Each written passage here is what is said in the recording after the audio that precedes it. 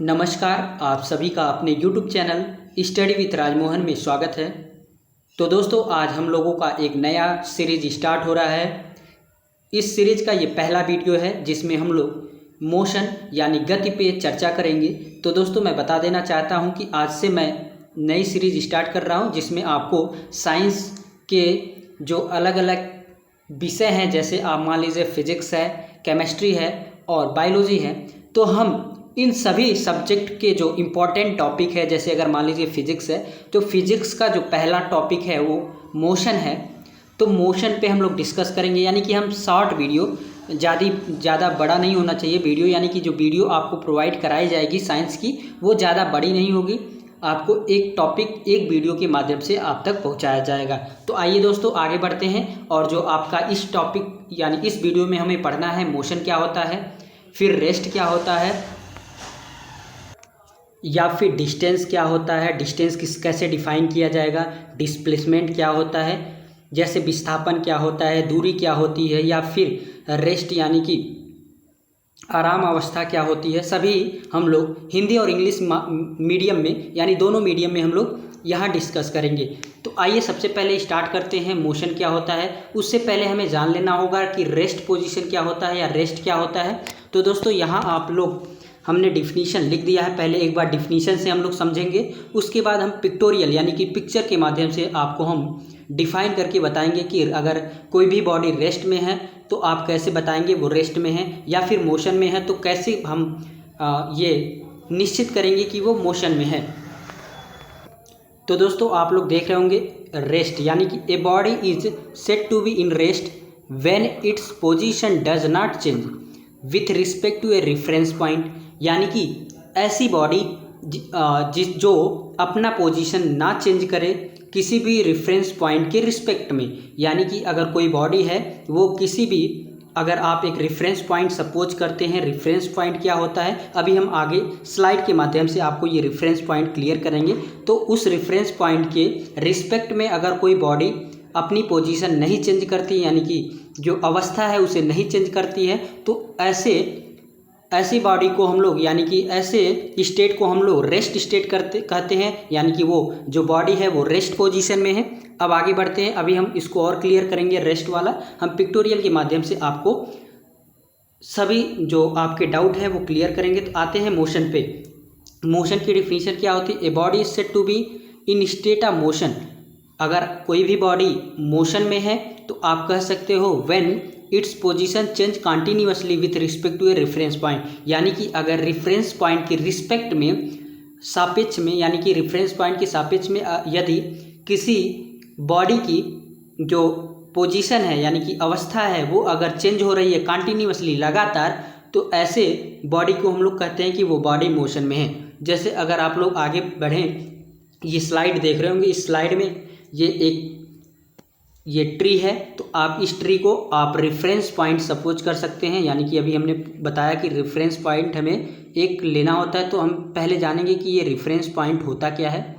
तो दोस्तों, जो रेफरेंस पॉइंट होता है, रेफरेंस पॉइंट उन्हीं को सपोज किया जाता है, ऐसी वस्तु को सपोज किया जाता है जो खुद अपने आप से कहीं मूव ना कर सके। जैसे ये पेड़ है, तो पेड़ क्या अपने आप से कहीं मूव कर सकता है? नहीं। तो इस जैसे पेड़ हो गया, हाउस हो गया, आपका घर हो गया, स्कूल हो गया, रोड हो गया, ये सब क्या है? स्टेशनरी चीज़ है, यानी कि वो स्थिर रहेंगी, अपने आप से कहीं मूव नहीं कर सकती। यानी कि स्टेशनरी ऑब्जेक्ट को हम लोग क्या चूज करते हैं? Reference point.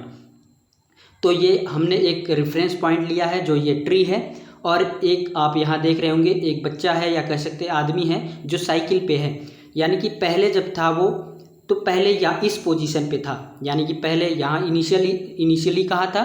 यहाँ पे था इनिशियली, इस बॉक्स के अंदर। आप लोग एक सेकेंड और क्लियर करें, इस बॉक्स के अंदर था इनिशियल स्टेट में। उसके बाद कुछ समय बीता, यानी कि कुछ टाइम बाद आप देखें कि ये क्या हुआ, यहाँ से चल के यहाँ आ गया। यानी यहाँ से आप क्या कह सकते हैं, यहाँ से चल के यहाँ आया, तो जो इसका पोजीशन है वो चेंज हो गया। पोजीशन कैसे चेंज हो गया? अगर आप लंबाई से देखें, यानी कि दूरी से देखें, तो यहाँ तो जो दूरी थी वो कम थी, यहाँ से यहाँ दूरी कम थी, और फिर कुछ समय बाद आपने देखा ये क्या हो गया, यहाँ चला आया। तो आप कह सकते हैं, सिंपली आप कह सकते हैं कि ये पोजीशन अपना चेंज कर दिया। तो दोस्तों अगर इस तरह से कहीं भी चेंजेस आ रहा है किसी रेफरेंस पॉइंट को सपोज करने के बाद, यानी कि हमने बताया कि रेफरेंस पॉइंट वही चीज़ होता है जो अपने आप से कहीं मूव ना कर सके। जैसे अगर आपका कोई घर है या स्कूल है, उसे हम रेफरेंस पॉइंट सपोज कर लेते हैं, और उसके बाद आप किसी भी ऑब्जेक्ट को या किसी भी बॉडी को देखते हैं, अगर वो मूव करती है, अपनी पोजीशन यानी अपनी अवस्था चेंज करती है, तो उसे हम लोग मोशन कहते हैं। जैसे कि हम लोगों ने इसमें देखा, ये हमेशा क्या हो रहा है दोस्तों, पहले जब था तो या इस स्टेट में था, यानी कि इस जगह पे था, कुछ समय बाद ये मोशन करके आगे बढ़ गया, तो यहाँ से आप दूरी भी देख रहे होंगे, क्या हो गया, बढ़ गया। तो इस तरह से आप कहेंगे कि इसका पोजीशन चेंज हो गया। तो जहाँ भी पोजीशन चेंज होता है किसी भी रेफरेंस पॉइंट के रिस्पेक्ट में, तो उसे हम लोग क्या कहते हैं कि मोशन में बॉडी है। अब आइए पहले आपको क्लियर कर देते हैं दो तीन पॉइंट जो आपको हमने अभी बताया कि रेफरेंस पॉइंट। सबसे पहले हम लोग देखेंगे रेफरेंस पॉइंट किसे सपोज किया जाता है। रेफरेंस पॉइंट, सबसे पहले हम लोग देखेंगे रेफरेंस पॉइंट क्या होता है। तो अभी हमने बताया रेफरेंस पॉइंट उसी ऑब्जेक्ट को लेते हैं जो अपने आप से मूव ना कर सके। जैसे हम आपको बता दें, अगर हाउस है, आपका घर है, आपका घर अगर मान लीजिए आज यहाँ पे है तो कल कहीं और नहीं जा सकता, अपने आप से ये कहीं मूव नहीं कर सकता। अगर कहीं ट्री है यानी कि पेड़ है, तो पेड़ बिना एक्सटर्नल फोर्स यानी कि बाहरी बल के ये अपने आप कहीं मूव नहीं कर सकता। मान लीजिए हाउस हो गया, रोड हो गया, अगर कोई आपका रोड है तो क्या वो अपने आप से आज यहाँ है तो कल दूसरी जगह चला जाएगा? नहीं, ऐसा नहीं हो सकता। तो ऐसे ऑब्जेक्ट को हम लोग रेफरेंस पॉइंट मानते हैं। रेफरेंस पॉइंट मानने के बाद इस रेफरेंस पॉइंट से अगर कोई बॉडी अपनी पोजीशन चेंज करती है तो उसे हम लोग कहते हैं कि ये बॉडी मोशन में है। तो रेफरेंस पॉइंट दोस्तों कैसा होना चाहिए, अभी हमने बताया रेफरेंस पॉइंट स्टेशनरी होना चाहिए,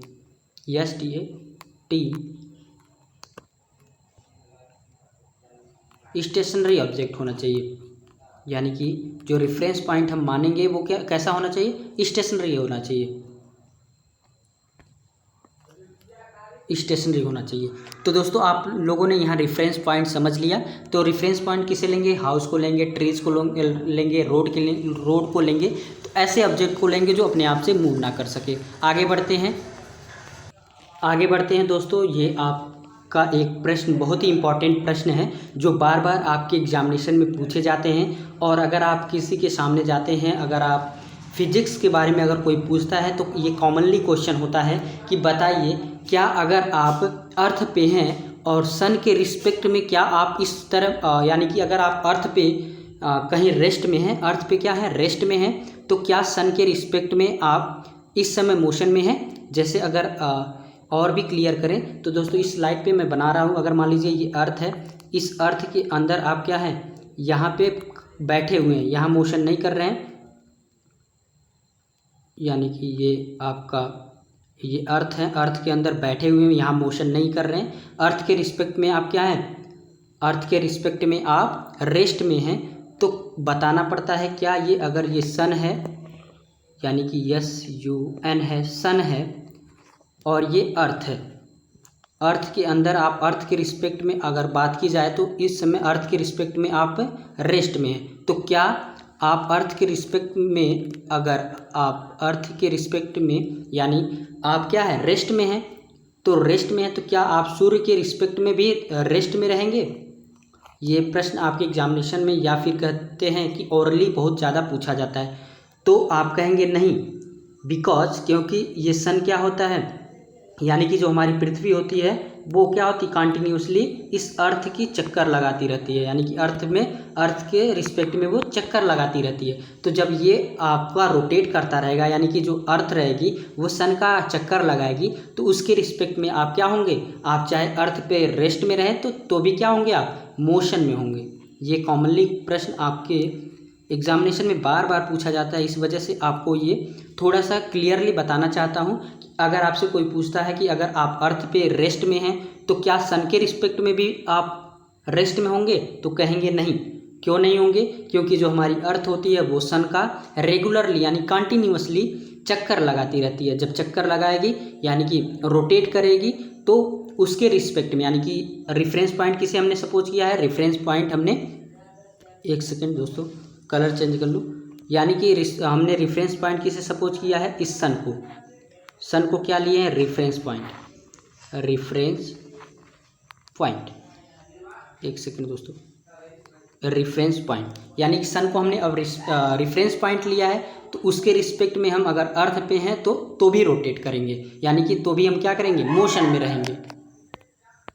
तो दोस्तों आपने समझ लिया होगा, जैसे कि हमने ये जो स्लाइड लगाया है इसमें देख रहे होंगे, अगर ये सन है तो ये सन है, तो इसके अगल बगल यानी कि ये जो अर्थ है वो क्या हो रही है, ये रोटेट कर रही है इसके चारों तरफ, सन के चारों तरफ ये जो हमारी पृथ्वी है वो रोटेट कर रही है। तो अगर इस आप पृथ्वी पे होंगे, यानी कि यहाँ पर अगर पृथ्वी पे आप हैं तो हम देख रहे होंगे कि ये रोटेट कर रहा है, तो इस तरह से आप कहेंगे कि आप अगर पृथ्वी पे रेस्ट में भी रहें तो सन के रिस्पेक्ट में हम क्या होंगे, मोशन में होंगे। आगे बढ़ते हैं।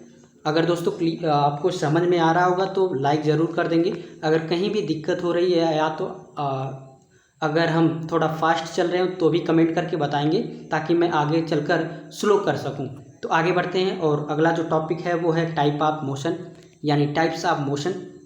तो टाइप्स ऑफ मोशन क्या होता है, कितने प्रकार के मोशन होते हैं, इसके बारे में हमें पढ़ना है। तो दोस्तों जो टाइप्स ऑफ मोशन होता है वो पहला होता है सर्कुलर मोशन, यानी कि जो पहला टाइप होता है वो सर्कुलर मोशन होता है। एक सेकेंड, जो पहला टाइप्स होता है वो सर्कुलर मोशन होता है, जो कि सर्कल में, अगर कहीं भी मोशन सर्कल में हो रहा है तो आप सिंपली कहेंगे कि वहाँ सर्कुलर मोशन हो रहा है, सर्कुलेटरी मोशन हो रहा है। क्या हो रहा है, सर्कुलेटरी मोशन हो रहा है। सेकंड जो मोशन है वो लीनियर मोशन है। लीनियर मोशन का मतलब होता है जहाँ कहीं भी अगर स्ट्रेट लाइन में मोशन हो रहा है तो वो लीनियर मोशन होता है। तीसरा जो मोशन होता है दोस्तों ऑसिलेटरी मोशन होता है। ऑसिलेटरी मोशन क्या होता है, टू एंड फ्रो, आगे पीछे अगर कहीं मोशन हो रहा है किसी ओरिजिन से, ओरिजिन का मतलब जैसे अगर आप पेंडुलम जानते होंगे, पेंडुलम के बारे में, तो पेंडुलम में क्या होता है, एक ओरिजिन होता है जहाँ से स्टार्टिंग करते हैं, वहाँ से कभी लेफ्ट जाता है फिर राइट जाता है, फिर आता है बीच में, फिर लेफ्ट जाता है फिर राइट, तो वहाँ के कौन सा मोशन हो रहा है, ऑसिलेटरी मोशन हो रहा है। इसी तरह से आपने मेले वगैरह में देखा होगा कि जो झूला होता है वहाँ भी ऑसिलेटरी मोशन होता है। तो हमने देखा सिंपली कितने प्रकार के मोशन होते हैं, 3 प्रकार के, सर्कुलेटरी मोशन जो कि सर्कुलर मोशन में होता है, लीनियर मोशन जो स्ट्रेट लाइन में होता है, ऑसिलेटरी मोशन जो टू एंड फ्रो होता है। एक एग्जाम्पल भी हम देख लेते हैं एक एक करके। अगर आपसे कहीं सर्कुलर मोशन की बात की जाए तो इसका मतलब होता है कि ये सर्कल में मूव करेगा, ऐसा मोशन जो सर्कल में हो। जैसे यहाँ अगर सर्कुलर ट्रैक है, इस ट्रैक पे क्या हो रहा है, कोई आदमी अगर दौड़ रहा है, कोई बच्चा दौड़ रहा है, तो वो कौन सा मोशन कर रहा है, सर्कुलर मोशन कर रहा है। वहीं अगर आपको स्ट्रेट लाइन मोशन, यानी कि अभी हमने देखा था स्ट्रेट लाइन मोशन यानी कि लीनियर मोशन अगर कहीं हो रहा है, तो लीनियर मोशन में एक स्ट्रेट लाइन पे वो मोशन करेगा। जैसे अगर आप यहाँ ए है, ये बी है, ए से बी यानी आप स्कूल जा रहे हैं, ये आपका घर है ए नंबर पे, यानी यहाँ पे घर है और बी जाना है, तो यहाँ आप कौन सा मोशन करेंगे, लीनियर मोशन करेंगे। अगर ऑसिलेटरी मोशन रहेगा तो ऑसिलेटरी मोशन मतलब इस तरह से, अगर मान लीजिए ये पेंडुलम है, इस पेंडुलम का ये ओरिजिन है, तो कभी यहाँ आ जाता है कभी यहाँ आ जाता है, तो ये कौन सा मोशन होता है, टू एंड फ्रो, यानी कि कौन सा मोशन हो गया, टू एंड फ्रो हमने बताया अभी, ऑसिलेटरी मोशन। तो इस तरह से हमने देखा कि 3 प्रकार के मोशन होते हैं। अब आगे बढ़ते हैं, अगला आपका है scalar quantity and vector quantity. ये स्केलर क्वांटिटी क्या होती है और वेक्टर क्वांटिटी क्या होती है, इसके बारे में हम लोग डिस्कस करेंगे। तो दोस्तों स्केलर क्वांटिटी उसे कहते हैं quantity which has magnitude but no direction is called scalar quantity. ऐसा क्वांटिटी जिसके पास क्या हो, केवल मैग्नीट्यूड हो लेकिन उसमें डायरेक्शन ना हो। क्या हो, मैग्नीट्यूड तो हो लेकिन डायरेक्शन ना हो। जैसे डिस्टेंस अभी हम आगे बताएंगे, उसके बाद स्पीड भी आगे हम बताएंगे।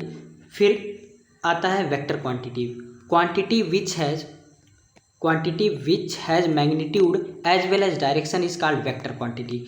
वेक्टर क्वांटिटी किसे कहते हैं, जिसके पास क्या हो, मैग्नीट्यूड भी हो और डायरेक्शन भी हो, ऐसे क्वांटिटी को हम लोग वेक्टर क्वांटिटी कहते हैं। जैसे एग्जांपल हो गया डिस्प्लेसमेंट हो गया, वेलोसिटी हो गया। तो दोस्तों हम इसे एग्जांपल के थ्रू और क्लियर करेंगे। आइए आगे बढ़ते हैं और देखते हैं। सबसे पहले हम जानेंगे डिस्टेंस क्या होता है और डिस्प्लेसमेंट क्या होता है। तो दोस्तों डिस्टेंस और डिस्प्लेसमेंट क्या होता है इसके बारे में हम लोग आइए डिटेल में जानने की कोशिश करते हैं। तो ये देख रहे होंगे इस विद्यार्थी का ये स्कूल है, ये स्कूल है। ये बच्चा स्कूल से क्या हो रहा है, स्कूल से छुट्टी हुई है और घर की तरफ जा रहा है, यानी यहाँ से पहले कहाँ गया, ये स्कूल से अब घर जा रहा है, तो घर पहुँच गया। इस घर से अब इसे जाना है बाज़ार यानी सब्जी लेने जाना है, तो यहाँ चला गया। तो अगर आपसे कोई पूछता है कि वो डिस्टेंस कितना कवर किया, तो दोस्तों आप कहेंगे सिंपली ये स्कूल से घर जाने में जो यानी कितनी दूरी तय किया। अगर मान लीजिए 5 किलोमीटर है और उसके घर से जो बाज़ार की दूरी है वो 2 किलोमीटर है, तो टोटल अगर आपसे डिस्टेंस पूछा जाए तो कितना हो जाएगा। 5 किलोमीटर यहाँ ट्रैवल किया 2, यानी कि 5 2 7 किलोमीटर। डिस्टेंस कितना हो जाएगा, डिस्टेंस 7 किलोमीटर हो जाएगा। डिस्टेंस जो हो जाएगा आपका 7 किलोमीटर हो जाएगा। अगर वहीं पूछा जाए कि डिस्प्लेसमेंट कितना होगा, तो दोस्तों डिस्प्लेसमेंट को आपको बताने के लिए मैं बता देता हूँ। डिस्प्लेसमेंट का जो कह सकते हैं डिफिनीशन होती है वो होती है, अगर इनिशियल और फाइनल पॉइंट को एक स्ट्रेट लाइन जो जोड़ती है उसी को हम लोग डिस्प्लेसमेंट कहते हैं। जैसे इनिशियल यानी कि जहाँ से स्टार्ट किया था, स्टार्ट कहाँ से किया था, स्कूल से, स्कूल से चल के हाउस पे गया था, हाउस से फिर बाज़ार में, तो इसका डिस्प्लेसमेंट कितना हो जाएगा। यानी कि स्कूल से लेके उस बाज़ार की यानी कि स्ट्रेट लाइन अगर हम इस पे हम खींचते हैं तो इसको हम लोग डिस्प्लेसमेंट कहेंगे। क्या कहेंगे, डिस्प्लेसमेंट कहेंगे। अगर डिस्टेंस की बात की जाए, डिस्टेंस क्या हो जाएगा, डिस्टेंस ये यानी कि ए से यहाँ स्कूल से घर गया, घर से फिर बाज़ार गया, तो 5 किलोमीटर घर है उसका, 2 किलोमीटर बाज़ार है, तो 5 2 7 किलोमीटर हो जाएगा उसका डिस्टेंस। लेकिन डिस्प्लेसमेंट क्या होगा, इनिशियल और फाइनल लाइन को जोड़ने वाली जो स्ट्रेट लाइन होती है उसी को हम लोग डिस्प्लेसमेंट कहते हैं। एक और एग्जांपल हम आपके सामने नोट करना चाहते हैं। मान लीजिए ये उस विद्यार्थी का घर है, कोई भी विद्यार्थी है अगर उसका ये मान लीजिए घर है, अगर वो घर से क्या कर रहा है, स्कूल जा रहा है, ये उसका स्कूल है,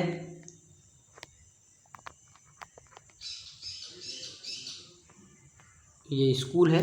यानी पहले क्या हुआ, ये अपने घर से हाउस से स्कूल गया और फिर स्कूल से फिर वापस आ गया। यहाँ फिर क्या हुआ, स्कूल से फिर घर आ गया। तो अगर यहाँ इस कंडीशन में डिस्टेंस पूछा जाए तो क्या हो जाएगा, ये हो जाएगा, अगर मान लीजिए 2 किलोमीटर है, एक सेकेंड दोस्तों, ये आपका हाउस हो गया, ये हो गया स्कूल हो गया, ये स्कूल हो गया। यानी कि एक बार गया स्कूल, फिर स्कूल से घर आ गया। अगर एक चक्कर लगाने में यानी हाउस से स्कूल की दूरी 2 किलोमीटर है, तो इस कंडीशन में आपसे अगर पूछा जाए कि डिस्टेंस कितना होगा, तो डिस्टेंस आप कहेंगे डिस्टेंस, एक सेकेंड, अगर आपसे कोई डिस्टेंस पूछता है तो आप क्या कहेंगे, 2 × 2, यानी कि 2 बार, यानी कि एक बार जाने में और एक बार आने में, तो टोटल कितना किलोमीटर हो जाएगा, 4 किलोमीटर हो जाएगा। लेकिन इस कंडीशन में अगर आपसे कोई डिस्प्लेसमेंट पूछता है, तो डिस्प्लेसमेंट हमने बताया था, डिस्प्लेसमेंट क्या होता है, यानी कि जहाँ से स्टार्ट किया था और जहाँ रुका, यानी कि स्टार्ट कहाँ से किया था, हाउस से ही स्टार्ट किया था और आके कहाँ रुका, फिर हाउस पे ही रुका, तो इस कंडीशन में जो डिस्प्लेसमेंट हो जाएगी वो क्या हो जाएगी, 0 हो जाएगी। डिस्प्लेसमेंट क्या हो जाएगी, 0। हमने बताया कि डिस्प्लेसमेंट क्या होता है, इनिशियल और फाइनल लाइन को जोड़ने वाली जो स्ट्रेट लाइन होती है। तो इनिशियल और फाइनल क्या एक ही जगह है, तो इस तरह से आप कहोगे कि डिस्प्लेसमेंट क्या हो जाएगा, 0 हो जाएगा। तो दोस्तों जो हमने अभी समझाया, यानी कि डिस्टेंस और डिस्प्लेसमेंट में क्या अंतर होता है, या डिस्टेंस किसे कहते हैं, या फिर डिस्प्लेसमेंट क्या होता है, ये सारी चीज़ें हमने इस स्लाइड में लिख दिया है। तो एक बार आप इसे रीड भी कर लेंगे। जैसा कि यहाँ डिस्टेंस है, the actual path or length travelled is called distance, यानी कि जो एक्चुअल लेंथ किसी भी कह सकते हैं किसी भी बॉडी द्वारा जो एक्चुअल पाथ कवर किया जाता है उसी को हम लोग डिस्टेंस कहते हैं। फिर distance is scalar quantity, distance क्या होती है, स्केलर क्वांटिटी होती है। It has no direction, distance में क्या होता है, कोई भी डायरेक्शन नहीं होता है, वो किधर भी उस डिस्टेंस को ट्रेवल कर सकता है। डिस्प्लेसमेंट क्या होता है, displacement the shortest length between initial point and final point travelled by the any object is called displacement. यह भी हमने बताया कि जो डिस्प्लेसमेंट होता है वो क्या होता है, शॉर्टेस्ट लेंथ होता है, कम से कम दूरी होनी चाहिए, जितनी कम दूरी हो सके उसी को हम लोग डिस्प्लेसमेंट कहते हैं। वो भी किसके बीच में, इनिशियल पॉइंट और फाइनल पॉइंट के बीच में, तो उसी को हम लोग क्या कहते हैं, डिस्प्लेसमेंट कहते हैं। जैसा कि अभी हम एक बार और स्लाइड को लगा देता हूँ, यहाँ देख पा रहे होंगे। तो ये एक यानी कि ये डिस्टेंस यहाँ से यहाँ कवर किया, फिर यहाँ गया, तो ये क्या होगा, डिस्टेंस होगा। लेकिन अगर डिस्प्लेसमेंट देखा जाए तो ये इनिशियल से फाइनल लाइन जो शॉर्टेस्ट लाइन होती है उसी को हम लोग डिस्प्लेसमेंट कहते हैं। अभी हमने इससे पहले भी बताया।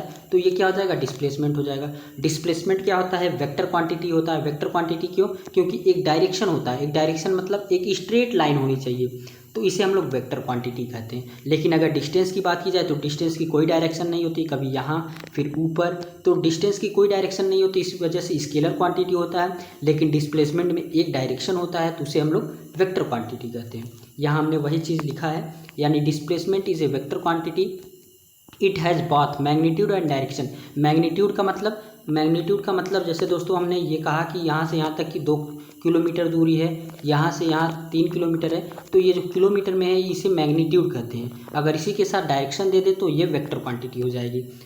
Displacement can be zero, displacement zero हो सकता है, जब जैसा कि अभी हमने एग्जाम्पल में बताया कि अगर कोई लड़का है वो स्कूल जाता है, स्कूल से फिर घर आता है, तो वहाँ जीरो हो जाएगा। लेकिन डिस्टेंस क्या होता है, कभी भी जीरो नहीं होता। डिस्टेंस अगर कोई भी बॉडी मोशन में है तो वो डिस्टेंस कुछ ना कुछ कवर करेगी। तो दोस्तों आज के लिए बस इतना ही। आशा करता हूँ कि आपको सारी बातें समझ में आई होंगी। अगर समझ में आई होगी तो आप लाइक करेंगे और दोस्तों तक शेयर करेंगे। फिर मिलते हैं इसके नेक्स्ट वीडियो में, उसमें हम लोग आगे वाला जो टॉपिक है उसे हम लोग कवर करेंगे। तो दोस्तों आज के लिए बस इतना ही, धन्यवाद।